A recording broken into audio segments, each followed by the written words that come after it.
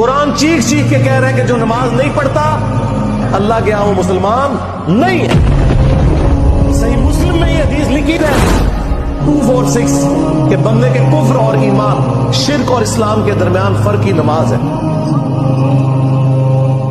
یہ حدیث مسلم میں ہی لکھی رہ گئی کہ ابن مسعود رضی اللہ تعالیٰ عنہ کہتے ہیں کہ جماعت کے ساتھ نماز پڑھنا یہ سنت خدا ہے، یہ تمہارے نبی کی وہ سنت ہے جو اللہ نے انہیں عطا کی، اگر اسے چھوڑ دو گے تو برباد ہو جاؤ گے۔ رسول اللہ کے زمانے میں اگر کوئی بیمار بھی ہوتا اور 2 بندوں کے سہارے مسجد میں آ کے نماز پڑھ سکتا تو اس کی کوشش ہوتی کہ میں مسجد میں جماعت سے نماز پڑھوں، کہیں مجھے منافق نہ شمار کر لیا جائے۔ جماعت چھوڑنے پر رسول اللہ کے زمانے میں سمجھا جاتا تھا صلی اللہ علیہ وآلہ وسلم کہ بندہ منافق ہے۔